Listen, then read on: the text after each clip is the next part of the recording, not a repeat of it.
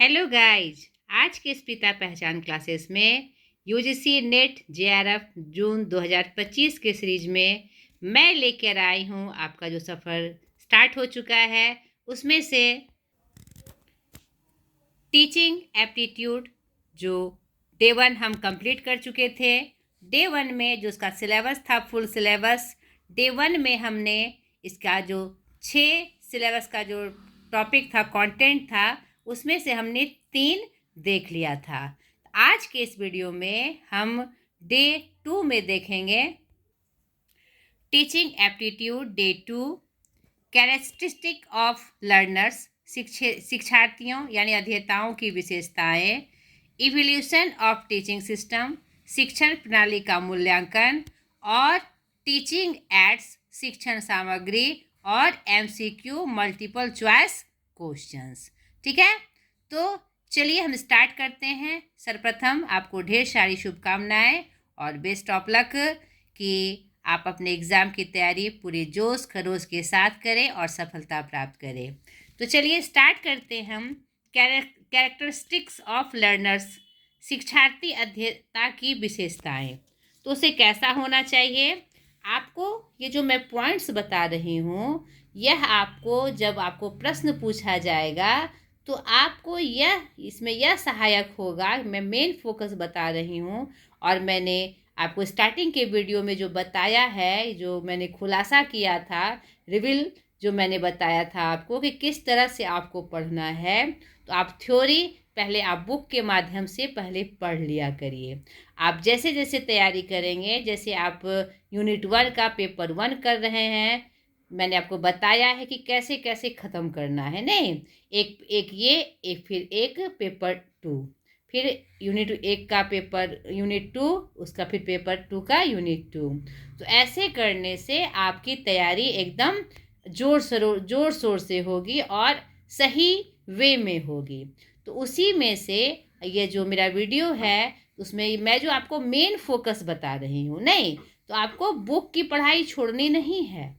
यहाँ पर आप थ्योरी के लिए आप बुक मंगवाइए और बुक से पहले पूरी थ्योरी पढ़िए। यहाँ पर की पॉइंट्स के माध्यम से मैं आपको मेन फोकस बताती हूँ। ये सब चीज़ें हैं। नहीं, और दोनों आप एक साथ करते चले जाएंगे तो आपका जो अपने आप में आत्मविश्वास होगा एग्ज़ाम के प्रति, वह बढ़ेगा। ठीक है, ये नहीं कि आपने मेरा वीडियो देख लिया और आपकी तैयारी हो गई। पहले जो मैंने इंस्ट्रक्शन दिए हैं और उसको फॉलो आपको करना ज़रूरी है। पहले बुक से आप थ्योरी पढ़ेंगे, उसके बाद मेरे वीडियोस का सेटअप देखेंगे, तो फिर आपके लिए वो बेहतरीन हो जाएगा। ऐसे मैंने जो पूरा सिलेबस का मैं लेके आ रही हूँ, लेकिन ये मेन फोकस है। नहीं, ये इन चीज़ों के बारे में जो थ्योरी है वो आपको बुक से पता चलेगी। ठीक है, तो शिक्षार्थी अध्येताओं की विशेषताओं में उसे क्यूरियस होना चाहिए, जिज्ञासु होना चाहिए, आस्क क्वेश्चंस, प्रश्न पूछने वाला होना चाहिए, पॉजिटिव उसका आईक्यू होना चाहिए, सकारात्मक दृष्टिकोण, सेल्फ कॉन्फिडेंट होना चाहिए, आत्मविश्वास होना चाहिए, रिस्पॉन्सिबल फॉर वर्क, कार्य के लिए जिम्मेदार होना चाहिए। उसके अलावा ट्रूथफुलनेस, सत्यवादी, नॉलेजेबल, ज्ञानी, एफिशिएंट, सक्षम, एक्टिव, क्रियाशील, हार्मोनी यानी सामंजस्य, रेडीनेस तैयारी, हेल्पफुल सहयोगी आदि। ये सब विशेषताएं हैं लर्नर की, ताकि इन सब विशेषताओं के माध्यम से ही वह शिक्षा का जो मेन लक्ष्य है उसे वह प्राप्त कर सकता है। अब कुछ कथन हैं जो बहुत इम्पॉर्टेंट हैं आपके एग्ज़ाम पर्पस से, और ये सेलेक्टेड है, तो आप इसे भी देख लीजिए।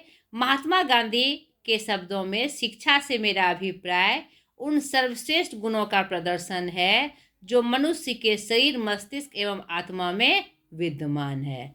रायबर्न के अनुसार शिक्षक को अपने आप का पूर्ण ज्ञान होना चाहिए, जिससे वह अपनी स्वयं की भावनाओं एवं छात्रों के प्रति अपने स्वयं के व्यवहार को समझ सके।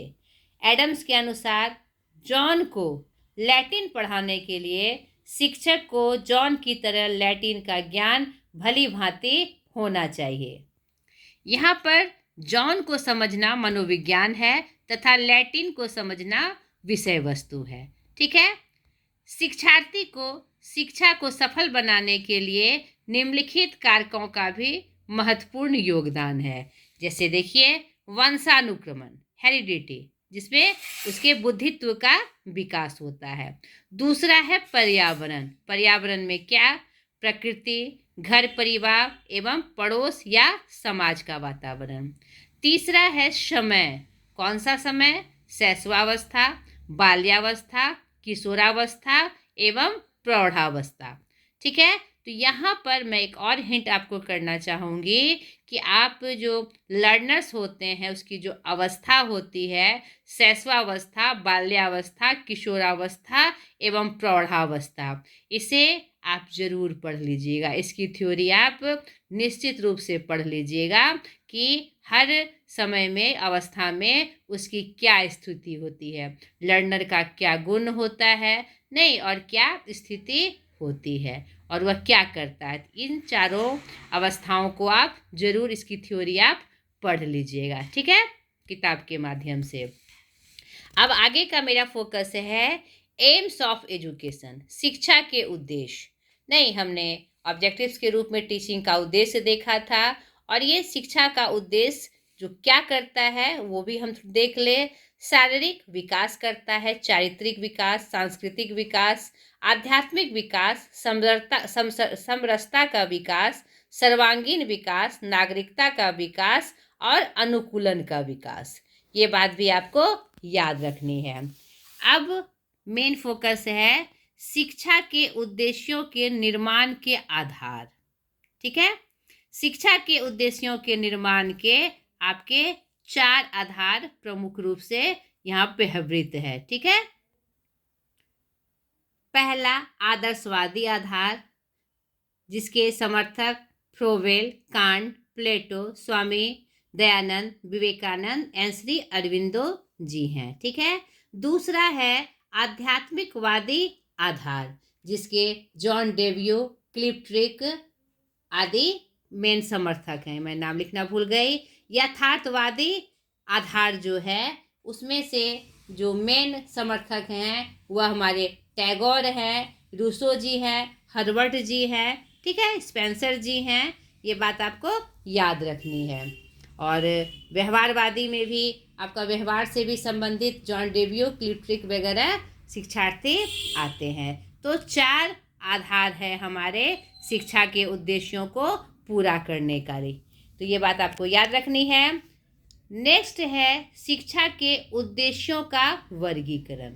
शिक्षा का जो उद्देश्य है और उसका वर्गीकरण भी 4 तरीके से मुख्य रूप से किया जाता है। सार्वभौमिक उद्देश्य, विशिष्ट उद्देश्य, व्यक्तिक उद्देश्य, सामाजिक उद्देश्य। नेक्स्ट हम जानेंगे फेज ऑफ टीचिंग। तो हमने आपको जो डे 1 में पढ़ाया था, जो टीचिंग का फेज होता है, जिसमें हमने आपको बताया था प्री एक्टिव फेज, जिसमें हम प्लान करते हैं, जिसको शांत चरण कहा था हमने, काम फेज, इंटरेक्टिव फेज और पोस्ट एक्टिव फेज, नहीं, जो एवोल्यूशन था, यानी बिफोर, ड्यूरिंग और आफ्टर। तो उसी का यह रूप है, इसे आप अलग नहीं समझिएगा। तो इस रूप में क्या क्या चर आते हैं उसके बारे में मैं चर्चा कर रही हूँ, क्या पक्ष है इसके लिए उसके बारे में मैं चर्चा कर रही हूँ। यानी फेज 3 ही है, नहीं, बिफोर, ड्यूरिंग और आफ्टर, यानी pre active phase, interactive phase, संवादात्मक चरण, और पोस्ट एक्टिव फेज जो हमारा इवोल्यूशन था। तो उसमें उसका रूप क्या होता है, मैं यहाँ पर उसकी चर्चा कर रही हूँ। ठीक है। श्रेष्ठ शिक्षण छात्रों के व्यवहार में सकारात्मक परिवर्तन लाता है। ठीक है। और शिक्षा के उद्देश्यों की पूर्ति में सहायक होता है, परंतु इसके लिए शिक्षक को शिक्षण के विभिन्न पक्षों एवं चरों का ज्ञान होना आवश्यक है, तभी वह इसका उद्देश्य का सही रूप में पूर्ति कर सकता है, जो निम्नलिखित है। यहाँ पर भी देखिए वही 3 फेज हैं, लेकिन उसका अलग रूप में मैंने इसका वर्णन किया, तो आप कंफ्यूज नहीं करिएगा। बिफोर, ड्यूरिंग, आफ्टर, ये 3 फेज हैं, और उस फेज में ये 3 पक्ष आते हैं उसी के, नहीं, जैसे प्री एक्टिव में प्लानिंग, दूसरा में प्लानिंग इम्प्लीमेंट बताया था मैंने, तीसरे में एवोल्यूशन बताया था, तो उसी का यह पक्ष है। ठीक है, तो पहला क्या है, निदानात्मक पक्ष, डायग्नोस्टिक फेज। दूसरा है उपचारात्मक फेज, रिमीडियल फेज। तीसरा है मूल्यांकनात्मक पक्ष, एवेल्यूएटिव फेज। ठीक है, अब उससे संबंधित जो चर पक्ष होते हैं उसके बारे में आप देखिए। पहला निदानात्मक पक्षीय चर, वेरिएबल ऑफ डायग्नोस्टिक फेज, शिक्षण प्रक्रिया का सबसे महत्वपूर्ण पक्ष है ये, क्योंकि यहीं से हमारा जो प्लानिंग होती है और जो शिक्षा का उद्देश्य है, जो लक्ष्य है, उसको पूरा करने के लिए हम अग्रसर होते हैं।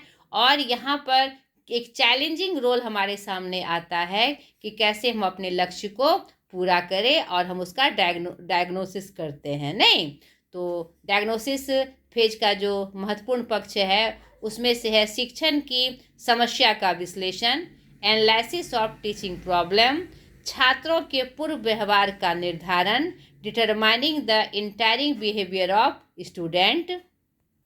तीसरा, व्यक्तिगत विभिन्नताएं, इंडिविजुअल डिफरेंसेस, कार्य के अवयव का विश्लेषण, एनालिसिस ऑफ वर्क एलिमेंट्स। ठीक है, ये किसके पक्ष थे, आपके निदानात्मक पक्ष, डायग्नोस्टिक फेज। दूसरा, उपचारात्मक पक्षीय चर में क्या क्या आता है, वेरिएबल ऑफ रिमीडियल फेज। दो चर मुख्य रूप से इसमें आते हैं, शिक्षक की नीतियों का चुनाव और पृष्ठपोषण की प्रविधियां, यानी जो हम इम्प्लीमेंट करेंगे, जो हम उपचार करेंगे, जो हमने आपको बताया था ड्यूरिंग में, संवादात्मक फेज के रूप में, इंटरेक्टिव फेज के रूप में, तो उसमें हम कौन से नीति का चुनाव करके हम उसका उपचार करेंगे, तो प्रमुख यह चर आता है। और दूसरा, पृष्ठपोषण की प्रविधियां, एक तो पहले नीतियों का चुनाव, उसके बाद उसकी संपूर्ति के लिए हम कौन सी विधि अपनाएंगे ताकि वह साकार हो सके। तो यह उपचारात्मक पक्ष का चर है, पक्ष है ये। इसमें बहुत सारी बातें हैं, बहुत सारे फैक्ट्स हैं। आपको मेन फोकस खाली याद रखना है कि आपका निदानात्मक में क्या कहा जाता है, उपचारात्मक में क्या किया जाता है, और मूल्यांकनात्मक पक्ष में क्या किया जाएगा। ठीक है, और जब कोई भी मतलब सिस्टम आपके सामने आएंगे, कोई भी प्रश्न आपके सामने आएंगे, तो उसमें भी आपको तुलना करनी होगी। ठीक है, कि यह किस क्षेत्र का हो सकता है या कौन सा ये पक्ष हो सकता है।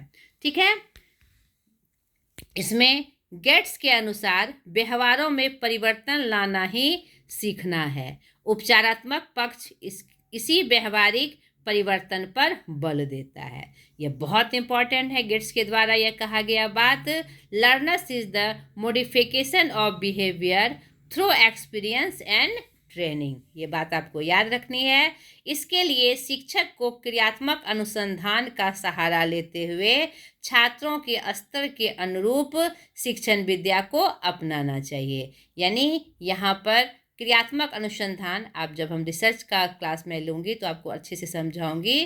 क्रियात्मक अनुसंधान है एकदम तुरंत से बच्चे में मतलब कि ऐसी बातें करना, ऐसी चीज़ देना जो तुरंत वह टेक कर सके। नहीं, बाय डूइंग, अपने मेथड से तुरंत उसका मतलब क्रियात्मक अनुसंधान क्या होता है, तुरंत का अनुसंधान होता है, तुरंत का रिसर्च की कैसे हम वो बच्चा सीखेगा, वह अनुसंधान का सहारा लेते हुए हम छात्रों के अनुरूप शिक्षण विधि को अपनाते हैं। ठीक है, नेक्स्ट है मूल्यांकनात्मक पक्षीय चर, variable of evaluate phase.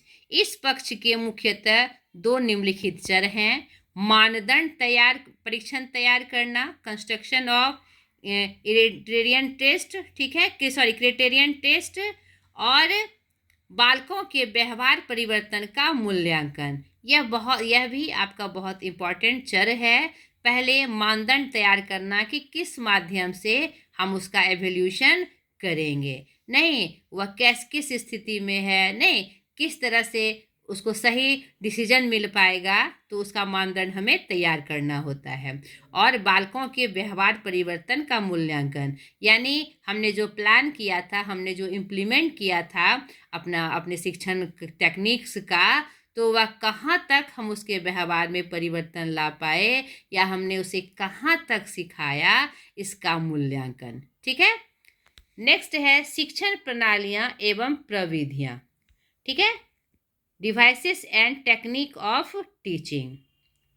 Teaching devices are the teacher's tool, and of good work is to be produced. The right tools must be used in the right way. यह A.H. गार्लिक का कथन है, statement है, तो ये भी आप याद रखिएगा। कुछ प्रमुख प्रविधियाँ जो हमारी है टीचिंग की, जो एड्स हैं, वह यहाँ पर मैं लेके आई हूँ, उसे आप ध्यान से समझ लीजिए। ये सब चीज़ क्या है? प्रविधियाँ हैं। नहीं, उसमें हमने अलग अलग पार्ट्स में भी देखा था, नहीं तो हम इससे पहले डे 1 में हमने देखा था। अब ये मिला जुला रूप है। आपको ये जानना है कि ये टीचर सेंटर्ड है कि यह स्टूडेंट सेंटर्ड है। आप उदाहरण से मैंने डे 1 में बता दिया है कि स्टूडेंट टीचर सेंटर्ड मेथड क्या होता है, यानी 1 वे कम्युनिकेशन, और स्टूडेंट सेंटर्ड में क्या होता है, ग्रुप के रूप में तैयारी की जाती है। तो यहाँ पर जो प्रविधियाँ हैं, यहाँ पर आपको ये जानकारी होनी चाहिए कि वह कौन सा सेंटर्ड है, टीचर सेंटर्ड है या स्टूडेंट सेंटर्ड है। ठीक है। तो देखिए इनका नाम आप स्क्रीनशॉट लेके रख लीजिए। व्याख्या प्रणाली, निदर्शन या स्पष्टीकरण प्रणाली, विवरण प्रणाली, वर्णनात्मक प्रणाली, उदाहरण प्रणाली, प्रश्नोत्तर प्रणाली, पाठ्य पुस्तक विधि, वाद विवाद विधि, योजना विधि, इकाई विधि, समस्या विधि, प्रयोगशाला विधि, सर्वेक्षण विधि और निरीक्षण अध्ययन विधि, स्रोत विधि और डाल्टन विधि। ये सब कुछ प्रमुख प्रविधियां हैं, टेक्निक्स हैं टीचिंग के। नेक्स्ट हम जानेंगे मूल्यांकन प्रणाली के बारे में। इसे आप VVI करके रख लीजिए, ये आपके लिए बहुत इम्पॉर्टेंट है। देखिए मैंने VVI का मार्क भी लगा दिया है। Evolution system. अब एवोल्यूशन प्रोसेस को हम जाने, मूल्यांकन प्रक्रिया क्या है। मूल्यांकन प्रक्रिया में 3 प्रमुख चरण हैं: उद्देश्य, अधिगम अनुभव और मूल्यांकन के उपकरण। ये आपको एकदम अच्छे से याद रखना है। VVI मैंने कह भी दिया है, एक भी टॉपिक्स आपका छूटना नहीं चाहिए। कुछ लोग व्यवहार परिवर्तन को ही मूल्यांकन का तृतीय चरण मानते हैं। ये तीनों चरण एक दूसरे पर पारस्परिक रूप से निर्भर करते हैं। अब मूल्यांकन प्रक्रिया के चरण: उद्देश्यों का निर्धारण एवं परिभाषीकरण। ठीक है। अधिगम अनुभव की योजना बनाना, विभिन्न उपकरणों के माध्यम से साक्ष्य प्रदान करना। इन साक्ष्यों के आधार पर व्यवहार परिवर्तन का मूल्यांकन करना चाहिए। अब जो व्यवहार परिवर्तन के क्षेत्र हैं, यानी बच्चों ने क्या सीखा, उसमें क्या परिवर्तन आया, उसके जो क्षेत्र हैं उसके बारे में मैं आपको बता रही हूँ, जो बहुत ही इम्पोर्टेंट है। बालक के जीवन में आने वाले व्यवहार परिवर्तन मूल्यांकन के फलस्वरूप ही होते हैं। मूल्यांकन इस व्यवहार परिवर्तन के लिए माध्यम का कार्य करते हैं। व्यवहार परिवर्तन के मुख्यतः 3 पक्षों में विभाजित किया जाता है। तो यहाँ पर 3 पक्ष जो हमारे शिक्षार्थी हैं, अध्येता हैं, उसका 3 पक्ष यहाँ हमारे सामने आता है जिसमें परिवर्तन होता है। तो पहला है ज्ञानात्मक पक्ष, कॉग्निटिव एस्पेक्ट। यह पक्ष ज्ञान के उद्देश्य को महत्व देता है। ब्लूम ने ज्ञानात्मक पक्ष की विवेचना करते हुए निम्न प्रकार के ज्ञान को इस पक्ष में रखा है। यानी ज्ञानात्मक पक्ष में कौन कौन से पॉइंट्स आते हैं, यह आपको देखना है। देखिए, विशेष तथ्यों का ज्ञान, विशिष्ट तथ्यों को प्राप्त करने की विधियों का ज्ञान, मान्यताओं एवं परंपराओं का ज्ञान, मापदंडों का ज्ञान, सिद्धांतों और सामान्यीकरण का ज्ञान, घटनाओं का ज्ञान, विधियों और प्रणालियों का ज्ञान। तो ये आप एकदम भिभियाई करके याद रखिएगा, क्योंकि इसमें से सबसे ज़्यादा प्रश्न पूछे जाते हैं, चाहे मिलान करने में आए, चाहे पॉइंट्स देकर आए कि यह कौन सा पक्ष है। नहीं, व्यवहार परिवर्तन का शिक्षार्थियों का कौन सा पक्ष है, कॉग्निटिव है यानी ज्ञानात्मक है, क्रिएटिव है या एफेक्टिव है। ये बहुत ज़्यादा प्रश्न इससे आते हैं। दूसरा है उसका भावात्मक पक्ष, एफेक्टिव एस्पेक्ट के संदर्भ में, अध्येताओं के व्यवहार परिवर्तन के संदर्भ में। तो उसमें कौन कौन सी बातें आती है? ग्रहण करना, प्रतिक्रिया करना, अनुमूल्यन, विचारण, व्यवस्थापन और चरित्रीकरण। अनुमूल्यन क्या है? यानी जो टीचर्स ने बताया उसको एकदम उसी रूप में पालन करना, उस मूल्य को उतारना। हमने जो दिया उसे ग्रहण करना, उसके लिए प्रतिक्रिया करना, उस बात का जब असर होता है तो प्रतिक्रिया होती है, ठीक है, उस पर विचार करना, उसका व्यवस्थापन करना और फिर चरित्रीकरण। ये सब उसके भावात्मक पक्ष हैं। तीसरा है क्रियात्मक पक्ष, क्रिएटिव एस्पेक्ट। यह पक्ष मुख्यतः मांसपेशियों एवं आंगिक गतियों की आवश्यकता से संबंधित होता है। इसे शिक्षण प्रक्रिया की दृष्टि से 6 स्तरों में बांटा गया है। ये बात आप याद रखिएगा। क्रियात्मक पक्ष को उत्तेजना, ठीक है, किसी बात को पढ़कर उत्तेजना आना। क्रियान्वयन, उसको क्रियान्वित करना। नियंत्रण यानी कंट्रोल करना उसके लिए। समायोजन, ठीक है, योजना बनाना, उसको समायोजित करना। स्वाभाविकरण, नहीं, अपने अपने स्वभाव के अनुसार उसको उस रूप में व्यवस्थित करना। और कौशल, स्किल डेवलपमेंट, यह उसका क्रियात्मक पक्ष होता है। अब वीवीआई के रूप में मूल्यांकन के उपकरण एवं प्रविधियाँ, tools and techniques of evolution. परीक्षण प्रक्रियाएं, स्वयं आलेख उपकरण, निरीक्षणात्मक उपकरण और प्रक्षेपी विधियाँ। ये क्या हैं? हाँ, एवोल्यूशन के उपकरण हैं। यह बात आपको ये ध्यान रखनी है। अब इस चारों में कौन कौन से रूप में एवोल्यूशन होता है उसको आप देख लीजिए। परीक्षण प्रक्रियाओं में प्रायः निम्नांकित उपकरणों का प्रयोग मूल्यांकन के लिए किया जाता है। यानी 4 जो प्रविधियां हैं, तो परीक्षण में क्या, स्वयं आलेख उपकरण में क्या, निरीक्षणात्मक उपकरण में क्या और प्रक्षेपी विधियां में क्या, वह मैं आपको डिटेल से बता रही हूँ। तो ध्यान से आप देखिए और समझिए। परीक्षण प्रक्रियाओं में लिखित परीक्षा के माध्यम से, मौखिक परीक्षा के माध्यम से, प्रयोगात्मक परीक्षा द्वारा, निष्पादन द्वारा और स्वयं निर्मित कृतियों द्वारा। दूसरा है स्वयं आलेख उपकरण। उसमें प्रश्नावली आती है, आत्मकथा आती है, व्यक्तिगत डायरी आती है, वार्ता आती है, प्रत्यक्ष प्रश्न आते हैं और साक्षात्कार, ठीक है। उसके बाद निरीक्षणात्मक उपकरण में जो आपका आता है वह आती है चेक सूची, श्रेणी मापक रेटिंग स्केल, समाजमिति प्रविधि सोशियोमेट्रिक टेक्निक और जानो कौन है प्रविधि गैस हू टेक्निक। ये बात आपको याद रखनी है इम्पोर्टेंट रूप से।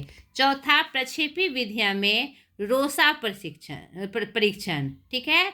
रोसा जो हमारे शिक्षार्थी थे, मनोवैज्ञानिक थे, उन्होंने जो परीक्षण दिया उसे रोसा परीक्षण कहा गया। TAT नहीं, टर्न अराउंड टाइम और थेमेटिक क्या कहते हैं एप्रिसिएशन टेस्ट, ठीक है, TAT। वाक्य पूर्ति परीक्षण, सेंटेंस कंपटीशन, जो हम सेंटेंस देकर जो क्या कहते हैं जो कहानी को पूरा करना या 2-4 सेंटेंस देकर उसके आधार पर बातों को रखना या फिर हिंट करके क्या कहते हैं जो हम अनसीन पैसेज देते हैं उसके रूप में परीक्षण। तो यह सब क्या है, सेंटेंस कंपटीशन के अंतर्गत आता है। उसी में एक और है गुड़ियों का खेल, डॉल प्ले।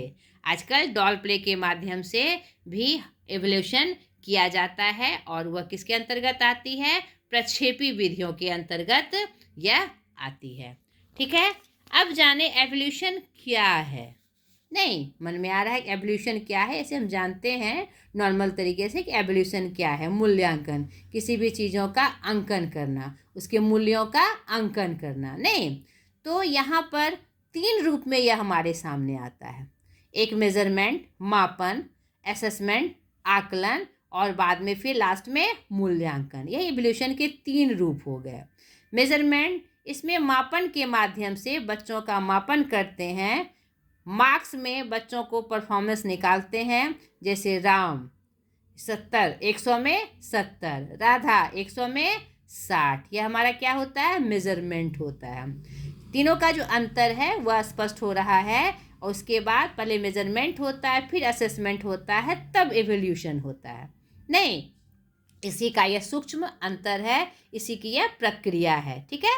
असेसमेंट, आकलन, compare the other student, Mohan first, Sohan second. यहाँ पर हम ऐसी कोई प्रविधि लगाते हैं जिसके माध्यम से हम जांचते हैं कि फर्स्ट मोहन आया और सोहन सेकंड आया। जब हम आकलन करते हैं कंपेयर करके, तो वह मेरा क्या होता है? असेसमेंट कहलाता है, आकलन कहलाता है। और अंत में एवोल्यूशन। एवोल्यूशन क्या है? जजमेंट है।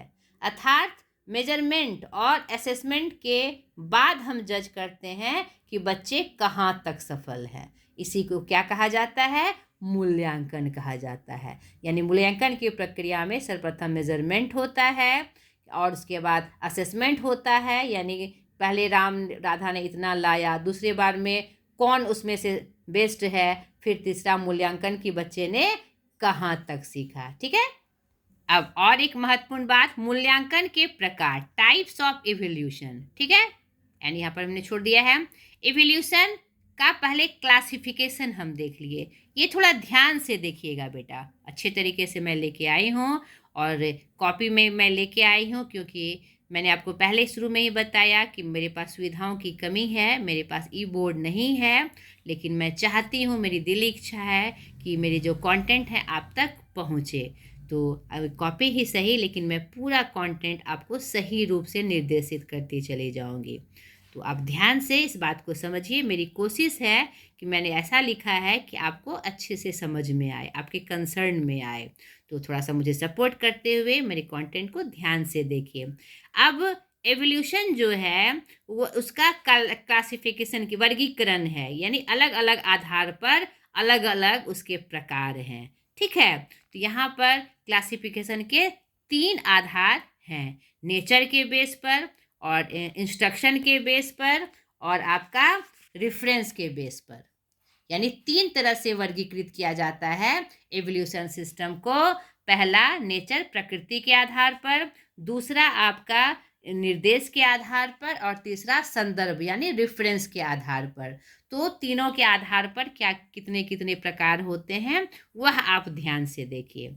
नेचर के बेस पर 2, क्वांटिटेटिव एवोल्यूशन मात्रात्मक मूल्यांकन, और दूसरा क्वालिटेटिव एवोल्यूशन गुणात्मक मूल्यांकन। इसमें क्वांटिटेटिव एवोल्यूशन में हम ये जांचते हैं, यह मूल्यांकन करते हैं कि कितनी मात्रा में बच्चे ने सीखा या उसके व्यवहार में परिवर्तन आया। और यहाँ पर गुणात्मक मूल्यांकन में कि उसने मतलब कौन सा गुण है और उसकी क्या मतलब की स्थिति है, उसका हम मापन करते हैं। On the basis of instruction, निर्देश के आधार पर एवोल्यूशन के 4 प्रकार हैं। यहाँ पर आप ध्यान से देखिए, यहाँ पर प्री, इंटर यानी ड्यूरिंग और पास्ट। तो प्री के 1 और ड्यूरिंग के आपके 2 और पास्ट के 1, यानी 4 भेद ऑन द बेसिस ऑफ निर्देश के आधार पर। प्री यानी पहले, प्लेसमेंट एवोल्यूशन पूर्व मूल्यांकन, पूर्व ज्ञान के जांच के लिए। ठीक है, हम प्लेसमेंट एवोल्यूशन करते हैं निर्देश के आधार पर। और ड्यूरिंग, इंटर यानी कि पढ़ाई के साथ साथ। तो इसमें 2 प्रकार हैं, एक फॉर्मेटिव और दूसरा डायग्नोस्टिव एवोल्यूशन। तो फॉर्मेटिव एवोल्यूशन में क्या होता है? रचनात्मक मूल्यांकन, इसकी हिंदी है। पढ़ाई के साथ साथ यह मूल्यांकन किया जाता है। किसके लिए किया जाता है? इम्प्रूवमेंट चेक करने के लिए। ठीक। और डायग्नोस्टिक इवोल्यूशन क्या होता है? निदानात्मक मूल्यांकन, यानी कारण एवं निदान के लिए हम कारण देते हैं, उसका कारण पूछते हैं कि यानी कि उसका उपचार हम करते हैं कि वह बच्चा कैसे सीखेगा, किस रूप में सीखेगा। हम कारण जानते हैं कि कैसे सीखेगा और उसके बाद हम निदान करते हैं। यह मेरा क्या है? Diagnostic evolution. ठीक है। और पास्ट का एक भेद क्या है, सुमेटिव एवोल्यूशन, योगात्मक मूल्यांकन। ठीक है, योगात्मक मूल्यांकन। मैं इंग्लिश वर्जन भी लेके आई हूँ। यानी अचीवमेंट जाने के लिए कि बच्चे ने पास यानी कि कितना अचीव किया, कितना ग्रहण किया, पढ़ाने के बाद का यह मूल्यांकन है। और इस मूल्यांकन में 3 महीने या 2 महीने या किसी भी फिक्स टाइम में यह मूल्यांकन किया जाता है कि इतना में इतना अचीव किया, इतने उसके बाद फिर इतने महीने में इतना अचीव किया। फिक्स टाइम हम देकर या एवल्यूट करते हैं कि उसने कितना ग्रहण किया। ठीक है, फिक्स टाइम में। तो यह किसके आधार पर था? On the base of instruction के आधार पर। अब आपका तीसरा जो है on the base of reference, संदर्भ के आधार पर 2 प्रकार हैं इसके। क्राइटेरियन एवोल्यूशन, मानदंड विकास मूल्यांकन। इसमें क्राइटेरिया होता है, ठीक है, स्टैंडर्ड होता है, यानी हम क्राइटेरिया देखकर इसमें हम एवोल्यूशन करते हैं। जैसे एग्जाम्पल से आप समझिए, जैसे बोर्ड एग्जाम में क्राइटेरिया फिक्स किया गया है कि 60 प्लस आएगा तो फर्स्ट डिवीजन, 50 प्लस आएगा तो परसेंटेज में, तो यहाँ परसेंट लिखना मैं भूल गई हूँ, 50% आएगा तो सेकंड डिवीजन, 40% आएगा तो पास। ठीक है, तो ये हमने क्या किया, क्राइटेरिया हमने यहाँ पर लगाया, स्टैंडर्ड, इससे उसका स्टैंडर्ड पता चला कि हाँ ये इतने स्टैंडर्ड का ये बच्चा है। तो वह मेरा क्या होता है, मानदंड विकास मूल्यांकन, यानी क्राइटेरियन एवोल्यूशन। दूसरा है इसी में रेफरेंस के आधार पर नॉर्म एवोल्यूशन, मानक मूल्यांकन। इसमें ग्रुप में कंपेयर किया जाता है, तब उसके आधार पर परसेंटेज निकाला जाता है, फिर रैंकिंग की जाती है। ठीक है, रोम यानी मानक आधार पर, यानी कंपेयर करके। इसमें आपका कंपेयर नहीं होता है, एक क्राइटेरिया हम फिक्स कर देते हैं, इस क्राइटेरिया में आने पर वह फर्स्ट सेकंड या पास या जो भी होगा, हम खुद फिक्स क्राइटेरिया बना देते हैं। और इसमें हम क्या करते हैं, कंपेयर करते हैं ग्रुप में। जैसे सब बच्चों में कंपेयर करके हमने कंपेयर किया कि किसका पोजीशन सही था, किसका प्रदर्शन सही था, तो उसमें हमने दिया राम फर्स्ट किया, राधा सेकंड, नीतू थर्ड। ये हमने कंपेयर करके ये निकाला, तो वह मेरा क्या होता है, नॉर्म एवोल्यूशन। यानी टोटल 8 एवोल्यूशन हुए हमारे मेनली। ठीक है, अब शिक्षण सहायक सामग्री हमारा अंतिम पार्ट, इसके बारे में आप जान लीजिए। शिक्षण कार्य को प्रभावी बनाने वाली सामग्रियां ही शिक्षण सहायक सामग्री कही जाती है, अर्थात वे समस्त तत्व जो शिक्षण को समुन्नत बनाने में सहायक सिद्ध होते हैं। यह मुख्यतः 3 प्रकार की होती है, दृश्य सामग्री, विजुअल एड्स, श्रव्य सामग्री, ऑडियो एड्स, और प्रयोगात्मक सामग्री, प्रैक्टिकल एड्स। तो दृश्य सामग्री में देखिए कौन कौन सी चीज़ें आती है, ये आपको याद रखनी है क्योंकि इससे भी प्रश्न आपके पूछे जाते हैं। तो फ्लैनल बोर्ड, श्यामपट्ट, चार्ट, चित्र, आप इसको स्क्रीनशॉट लेके रख सकते हैं, मॉडल, ग्राफ्स, मानचित्र, ग्लोब, रेखा चित्र, भित्ति चित्र, लपेट फलक, एटलस, डायग्राम, नमूना, bulletin board, film strips, projectors, episcope, stereoscope, मूक चलचित्र, मैजिक लेजटर्न, एपिडाइस्कोप और स्लाइड, ये सब किसके प्रकार हैं, दृश्य सामग्री के प्रकार हैं। दूसरा है आपका श्रव्य सामग्री। इसके अंतर्गत वे सामग्रियां आती है जिन्हें सुनकर विद्यार्थी विषय वस्तु को सुगमतापूर्वक आत्मसात कर लेते हैं, जैसे radio, gramophone, telephone, tape recorder. तीसरा है प्रयोगात्मक सामग्री, जो प्रैक्टिकल के लिए यूज़ की जाती है, जो मुख्यतः भूगोल, विज्ञान, मनोविज्ञान इत्यादि विषयों के लिए प्रयोगात्मक सामग्रियों का अत्यंत महत्वपूर्ण स्थान है। जैसे इसके अंदर देखिए दिशा सूचक, समकोण दर्शक, चिमटा, साहुल, ड्रेसिंग टेबल, जरीब, फीता, झंडी, दंड, सूक्ष्मदर्शी, प्रिज्म, समतल दर्पण, पिन, लैंप, केमिकल आदि आते हैं। तो ये आपका जो एड्स था, आपका टीचिंग एड्स, उसके बारे में हमने आपको बताया। अब MCQ क्वेश्चन, तो यहाँ पर मैं कुछ चुनिंदा यहाँ प्रश्न लेके आई हूँ MCQ का, लेकिन यहाँ पर मैं आपको एक सलाह दूंगी कि एक टॉपिक पढ़ने के बाद, ये मैंने पहले भी आपको बताया है कि एक टॉपिक जैसे ही ख़त्म होता है, जैसे हमारा यूनिट 1 ख़त्म हो गया आज टीचिंग एप्टीट्यूड, तो आप MCQ क्वेश्चन में, ये मेरी सलाह है और इसे पूरे शालीनता के साथ इसका पालन आप करिएगा, ज़रूर से करिएगा कि उससे संदर्भित MCQ क्वेश्चन अलग अलग जो चैनल्स हैं उसके माध्यम से आप कलेक्ट करके, अलग अलग चैनल अलग अलग प्रोवाइड करता है, उसे आप ज़रूर देख लें और उसका कलेक्शन करके यानी लिख कर रखें, ताकि एग्ज़ाम के लास्ट में जब आप उसका रिवीजन करेंगे तो आपको ध्यान में रहे। हर बार, हर रोज़ जिस तरह से, जैसे एक यूनिट आपका ख़त्म हुआ तो उसका MCQ क्वेश्चन उसी से रिलेटेड आपको देखना है और आपको लिखना है। मेरे पास, मैंने आपको बताया, ई बोर्ड की सुविधा नहीं है, नहीं तो मैं उससे संबंधित बाकी सारे भी आपको MCQ क्वेश्चन करवाती। यहाँ पर सिलेक्टेड कुछ क्वेश्चन है, जैसे दिए गए कथनों में से कौन सा शिक्षण अधिगम परिवेश वातावरण के संबंध में सत्य है। तो यहाँ पर 4 ऑप्शन है, जिसमें देखिए छात्र आश्रित चर है और शिक्षक स्वतंत्र चर, यह सही है क्योंकि छात्र हस्तक्षेप चर तो है नहीं, छात्र स्वतंत्र चर है नहीं और शिक्षक भी हस्तक्षेप चर नहीं है, तो बी यहाँ पर सही है। यहाँ पर मिलान करें, देखिए प्रश्न आया है, हमारी स्मृति के लिए तथ्यात्मक सामग्री, स्मृति, शिक्षण स्तर, यानी यहाँ पर इस तरह से आपके प्रश्न आएंगे। यहाँ पर आप देख लीजिए, ये बहुत इंपॉर्टेंट प्रश्न मैं लेके आई हूँ, ये आपको ध्यान रखना है। यहाँ पर C नंबर सही है, तो मैंने यहाँ मार्क भी कर दिया है। और तीसरा ये प्रश्न, निम्नलिखित में से कौन किशोर शिक्षार्थियों के बारे में सत्य है। अभी मैंने जब आपको मैं बता रही थी, डिस्कशन कर रही थी, तो मैंने आपको बताया कि चारों अवस्था का, शैशव, बाल्या अवस्था और प्रौढ़ावस्था आपका जरूर देख लीजिएगा, किशोरावस्था आप जरूर देख लीजिएगा, जरूर से पढ़ लीजिएगा। तो यहाँ पर देखिए उसी संदर्भित यह प्रश्न है, कौन सी बात सही है, तो यहाँ पर पूछा गया है, तो यह D है, यानी ABCD चारों बातें इसके लिए संदर्भ में सत्य है। यहाँ पर आप देख लीजिए। नेक्स्ट है, निम्न में से कौन एक शिक्षार्थी के भावनात्मक क्षेत्र से संबंधित है जो कि एक अनुकूलतम प्रणाली है। तो यहाँ पर सही उत्तर आपका दृष्टिकोण और मूल्य हो जाएगा।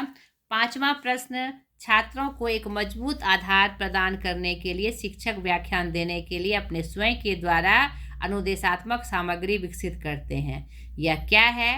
तो यह प्रतिक्रिया प्रबंधन, कक्षा मूल्यांकन, छात्रों की भागीदारी को प्रोत्साहित करना, और ये निश्चित रूप से इसका आंसर A होगा, स्पष्ट रूप से पता चल रहा है, यह शिक्षक समर्थन सामग्री है। हम जो कोई चीज़ लेके जाते हैं, चाहे TLM हो, चाहे PPT हो, उसके माध्यम से हम आपको बताते हैं, तो वह क्या होती है, शिक्षक समर्थन सामग्री होती है। ठीक है, ये आपको पता भी है। नेक्स्ट है 6 नंबर, मिलान करें, तो मैंने मिलान कर दिया है। इस तरह से प्रश्न होंगे, सही का कोड का चयन करें। तो यहाँ पर देखिए, समूह चिन्ह शिक्षण क्या है, दोनों शिक्षक समान रूप से सम्मानित हैं, यहाँ पर मैंने मिलान भी कर दिया है। तो ये आपके इम्पोर्टेंट प्रश्न थे। तो इस संदर्भ में जो मेरा सुझाव है कि आप हर यूनिट ख़त्म करने के बाद MCQ क्वेश्चन का अलग अलग यूट्यूब से या फिर जहाँ से भी आपको संकलित हो, वो आपके यूट्यूब, गूगल सब में अपलोडेड है, आप कर लीजिएगा। उसके बाद उससे संबंधित क्या कहते हैं, एक जब सब यूनिट ख़त्म हो जाए तो प्रीवियस ईयर क्वेश्चन आपको करना है। तो आज हमारा टीचिंग एप्टीट्यूड यूनिट 1 कंप्लीट हुआ। थोड़ा सा ये वीडियो बड़ा हो गया, लेकिन कोई भी बात छूटनी नहीं चाहिए, यह मेरा रहता है प्रयास कि आप कोई बात छूटे नहीं। तो आज तक के लिए इतना ही, ढेर सारी शुभकामनाओं के साथ अगले वीडियो में फिर मैं यूनिट 2 लेकर आऊँगी। आपका पेपर 1 का ही 2 यूनिट ख़त्म हो जाएगा, फिर 2 यूनिट में पेपर 2 का बताऊँगी, जो मैं हिंदी का लेके आती हूँ। आज तक के लिए इतना ही, बाय।